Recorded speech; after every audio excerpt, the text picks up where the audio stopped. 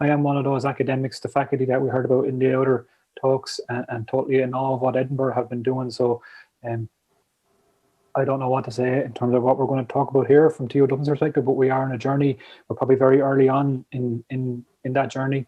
But I'd like to share what we've got so far and see can we connect, see can we inspire perhaps as well. So the title of our talk is OERS, Dissemination and Preservation, and it'll probably become a little bit obvious towards the end why we picked that title. Yvonne is the librarian side of this partnership, and I'm probably the academic side of it, and we have a good working relationship. And it took us a while to figure out what we wanted, but we got there in the end. So what I'm trying to do today, I suppose, is in less than 10 minutes, tell you about the project impact, which is the driver behind our OER space that we're creating.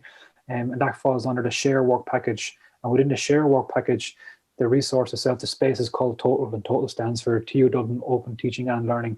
As you can see, we're not great at creating acronyms, but I think it does the job. And we'll wrap up then with some conclusions and some lessons learned.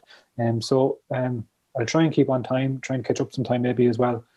So to give you an overview of the project itself, it's a National Forum funded project under the SATLI fund. And our aim, I suppose, of the overall project, overall impact project, is to develop a set of sustainable processes and infrastructure that will help us as academics, help our students, help all staff across the university to have a better experience of teaching and learning in the university as a whole.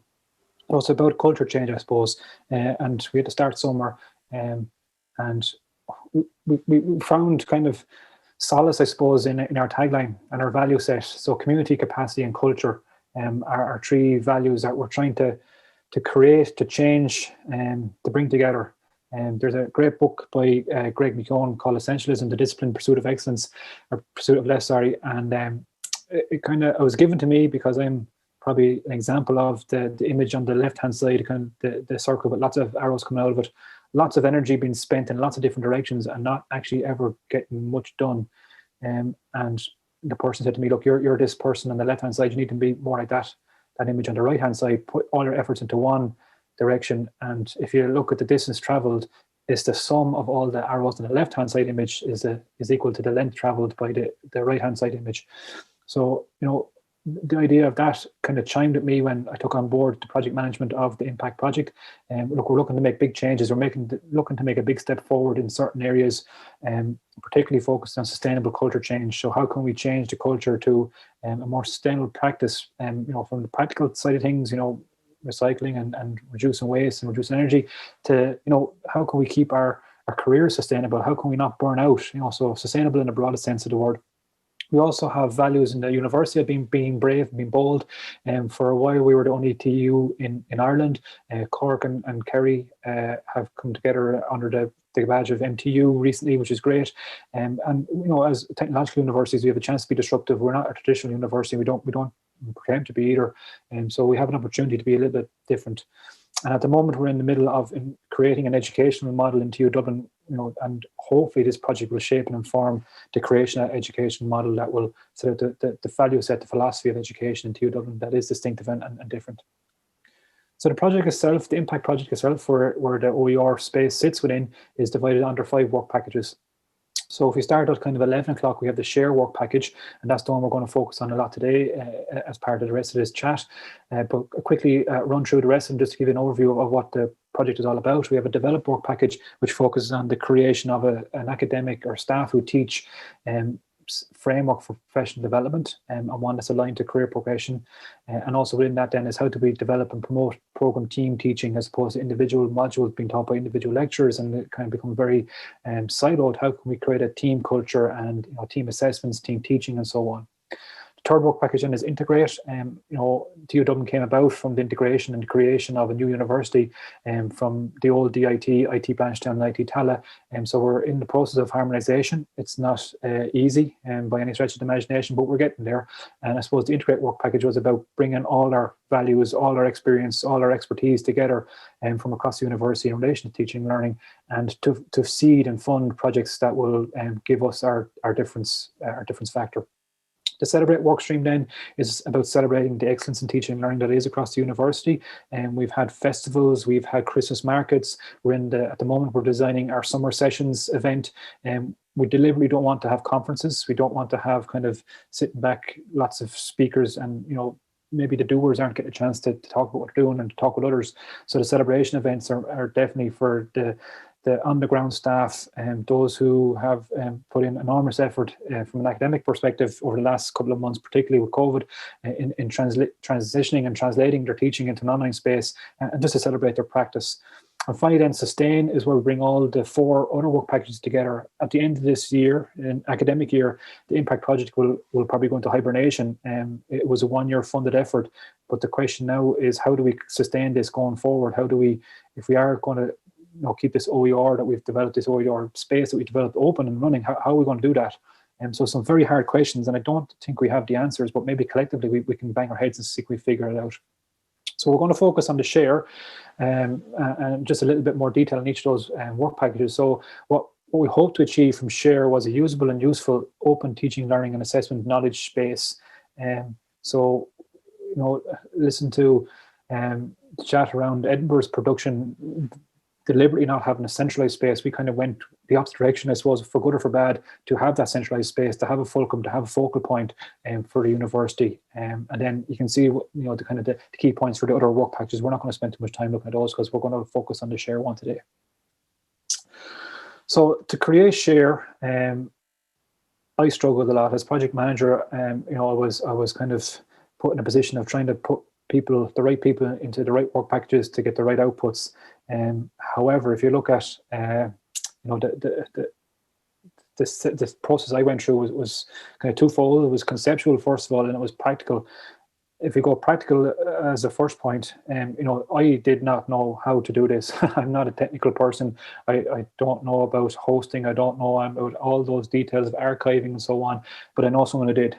So in a past life, I'd been in touch with Yvonne for another project I had about creating an open publication space for undergraduate students, a peer-reviewed publication space, and I connected with Yvonne over those discussions, and I knew somebody who could help me out with the practical side of things. So I connected with the TU Dublin Library Services, and through discussion and dialogue, somehow we kind of got down to figuring out that TU Dublin and Arrow space was probably the thing that we needed to use here.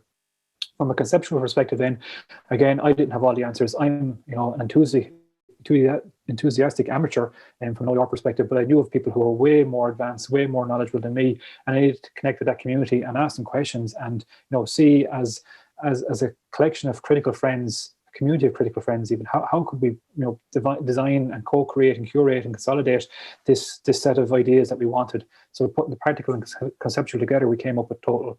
And at this point, I'd really like to say thanks to all the people who came along on the journey as critical friends, either at the very start or ongoing. The Total space wouldn't be the same without them. So Arrow, why do we choose Arrow? So Arrow is brilliant as an academic. I find it really useful from the day-to-day perspective, but also from this Total space perspective. First of all, there's a huge space and a news platform that it's grown to over 600 universities at the moment. Those worldwide. It's in TU Dublin. It's really well established. It has almost 10 million downloads of the content that's in there. Now the content is primarily research output, and in that sense, it has a lot of prestige within the university. 80% of the research capacity output in TU Dublin is captured in Arrow, and it is part of the Digital Teaching Commons network. And for me, the most important point, and these are all reasons why to go towards Arrow, it was supported. I had Yvonne to kind of guide me and shepherd me in the right direction, and to do the technical things that I just couldn't do. So what we hope to achieve from Total was a number of things.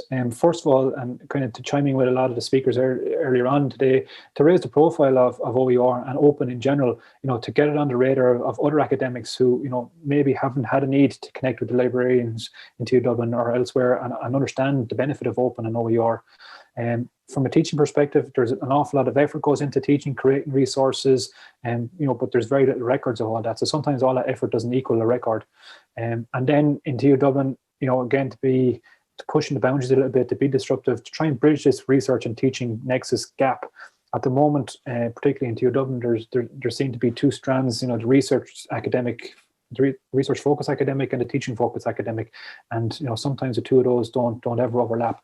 So one of the benefits of using the Arrow mechanism as a host what is that? You get a dashboard, you get a kind of a reach, you get a number of downloads, and if it is a reviewed piece of work, it can be seen as a research input as well. So there's lots of reasons and lots of ways to connect the research space of the university and the teaching space of the university to create a unified community. So that's that idea. Then we had two routes. First route then was a peer-reviewed process for high quality OERs, and these are the ones that would be exemplars, and these are the ones that would really benefit from having that metric base that you can get through Arrow. On the other side then we have an archive. We proposed an archive of other, in inverted commas, OERs, and these are the non-peer-reviewed items that are probably useful to somebody, and just to have them all centralized and all available, all searchable and all archivable. Now the key thing here is, I suppose, it was an experimental pilot. It still is. So we don't know if we're going on the right road or not, but we're sharing our journey as it is. So the archive then, kind of splitting that share work package to two. The archive is a visible record, centralized, not peer-reviewed. Staff and students are open to submit to it. It's searchable, and for staff, it's citable. From the repository perspective, that's the peer-reviewed side of it. For someone who submits something, they will get lots of contextualized metadata. They will be able to see how many people download it. That reach and impact metric is quite important, for example, for progression or promotion. It's searchable, and there's also an opportunity to see different versioning. So if someone takes your OER, changes it, and reposts it back up to total, you'll see the change control as you go through the different versions of it, and what has been changed or tweaked from revision 1 to revision 2, who's it suitable for, and so on. So from a schematic perspective, and I apologize going all academic on it here and going all scientific, I'm a scientist by trade, a flow diagram kind of speaks to me.